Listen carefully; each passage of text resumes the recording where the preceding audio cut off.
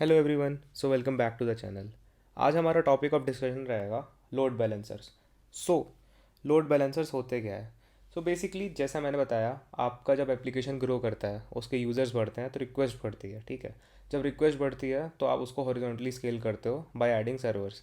जब बहुत सारे सर्वर्स हो जाते हैं और रिक्वेस्ट भी बहुत सारी हो जाती है, तब जो रिक्वेस्ट जो आ रही है वो फेयरली डिवाइड हो सारे सर्वर्स के बीच में, ताकि कोई भी एक सर्वर पे ओवरलोड ना हो जाए और वो क्रैश ना हो जाए। और सारे रिसोर्सेज हैं जो जो कि बेसिकली जितने भी अवेलेबल सर्वर्स हैं उस पर लोड इक्वली जाए, सही तरह से डिस्ट्रीब्यूट हो, उसको इंश्योर करता है ये लोड बैलेंसर। ठीक है, तो बेसिकली लोड बैलेंसर का काम यही है। जो रिक्वेस्ट आएंगी और जो सर्वर्स हैं उनके बीच में ये रहता है और सारी रिक्वेस्ट को सर्वर्स में सही तरह से डिस्ट्रीब्यूट करता है। अब डिस्ट्रीब्यूट करने का तरीका कैसा भी हो सकता है, उसमें बहुत सारी एल्गोरिथम्स होती हैं, वो उसके बारे में डिस्कशन अभी करते हैं हम लोग। तो स्टार्ट करते हैं अभी। सबसे पहली चीज़, ये प्लेस कहाँ होता है? तो लोड बैलेंसर आप ज़रूरी नहीं है कि सिर्फ लाइक क्लाइंट और वेब सर्वर्स के बीच में ही हो।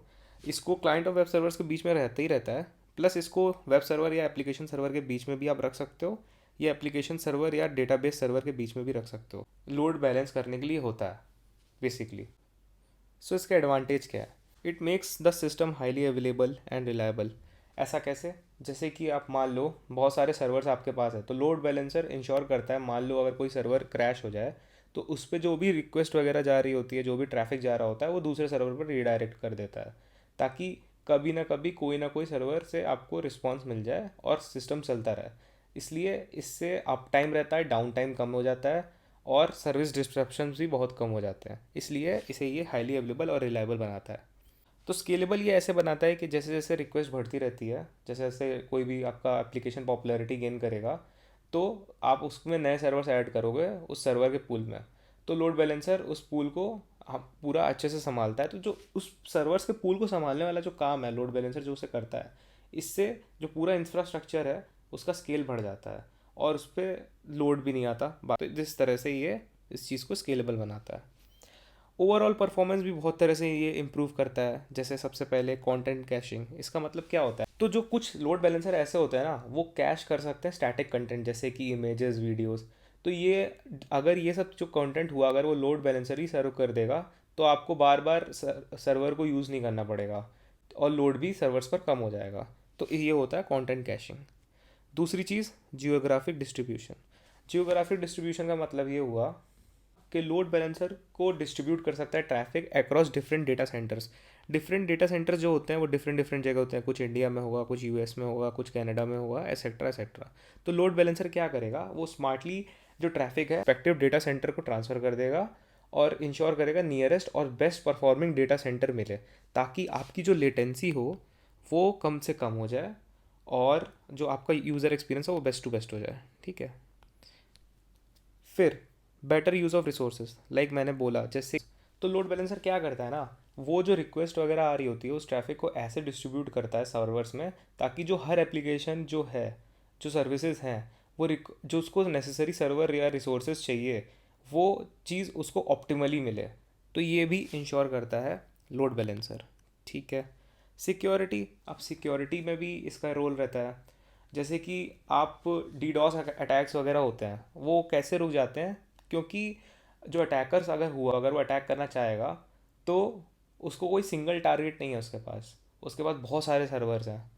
ठीक है, बहुत सारी सर्वर्स पे ट्रैफिक चला जाता है, तो अटैकर को डिफ़िकल्ट हो जाता है अगर उसके पास सिंगल टारगेट ना रहे। उसे इसलिए थोड़ा ये सिक्योरिटी भी इम्प्रूव कर देता है। फिर आता है कॉस्ट।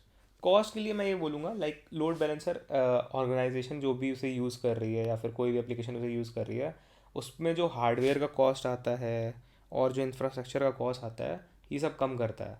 ये नहीं यूज़ करोगे तो सर्वर्स ऐड करते रहोगे रैंडमली, और लाइक रिसोर्सेज का गलत तरह से यूज़ होगा, तो मे बी लाइक कहाँ एनर्जी जा रही है, कहाँ पर रिसोर्स जा रहा है, ये सब का बहुत सही से हैंडल नहीं होगा, जिसकी वजह से कॉस्ट बहुत बढ़ सकती है। तो ये चीज़ भी लोड बैलेंसर इंश्योर करता है।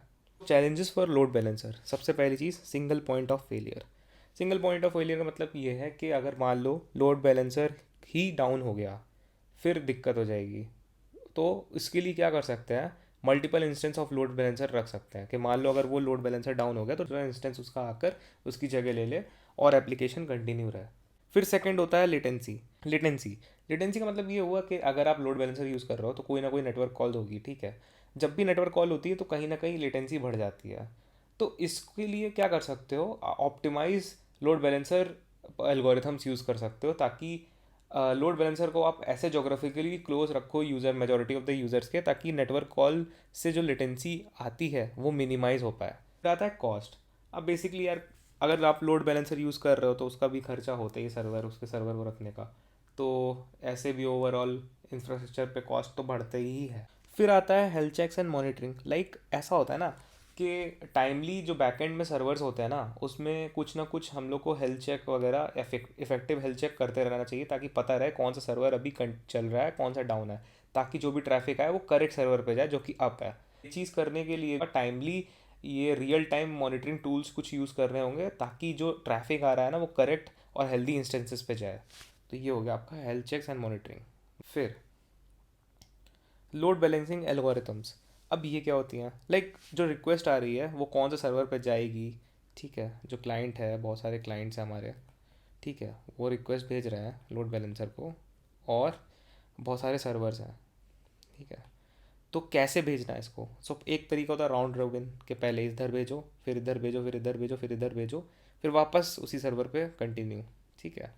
इसे बोलते हैं राउंड रॉबिन, जैसा आपने सुना होगा। दूसरा एक तरीका होता है, जैसे ही बहुत सारे यूज़र्स हैं, लोड बैलेंसर आया और ये सर्वर्स है। दूसरा है लीस्ट कनेक्शन। लाइक उस जो ट्रैफिक अगर आ रहा है लोड बैलेंसर पे, तो वो ट्रैफिक उस सर्वर पे भेजो जिसके पास लीस्ट नंबर ऑफ कनेक्शंस हो। इसके कनेक्शन अगर 2 है, इसका 10 है, इसका 100 है, तो इस पे डायरेक्ट करते रहो, तब तक करते रहो जब तक ये लीस्ट रहे, या सर्वर पे कनेक्शन जब तक लीस्ट हो उस पर डायरेक्ट करते रहो। तो वो होता है लीस्ट कनेक्शन एल्गोरिथम। फिर लीस्ट रिस्पॉन्स टाइम। फिर इसका मतलब भी वही सिंपल सा है, उस वाले सर्वर पे रीडायरेक्ट करो ट्रैफिक जिसका रिस्पॉन्स टाइम सबसे मिनिमम हो, ठीक। फिर उसके बाद एक एल्गोरिथम होती है आईपी हैश, इसको समझते हैं। तो आईपी हैश एल्गोरिथम ऐसे काम करती है, वो डिटरमाइन करती है सर्वर जिसको रिक्वेस्ट भेजना है हम लोग को, based upon the source and destination का आईपी एड्रेस। इनका जो आईपी एड्रेस होता है ना, उसके अकॉर्डिंग ये डिसाइड करता है किसको, कौन से सर्वर को रिक्वेस्ट जाएगी। तो इससे क्या होता है ना, जो सेशन होता है वो परसिस्टेंट रहता है। तो जैसे कि आपका एक ऑनलाइन मल्टीप्लेयर गेम है ना, तो उसमें आईपीएस एल्गोरिथम यूज़ होती है, ताकि जो भी रिक्वेस्ट वगैरह होती है किसी एक प्लेयर से जो आ रही है, वो एक ही सर्वर पर जाए, ताकि कंटिन्यूस कनेक्शन बना रहे स्मूथ गेमिंग एक्सपीरियंस के लिए।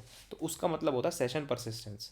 तो ये थी कुछ एल्गोरिथम। बहुत सारी एल्गोरिथम्स होती हैं, बहुत सारे और भी चैलेंजेस होते हैं, बहुत सारे और भी एडवांटेजेस होते हैं, ये मैंने कुछ कुछ बताया। So this was one of the building block of our system design. मिलते हैं नेक्स्ट वीडियो में।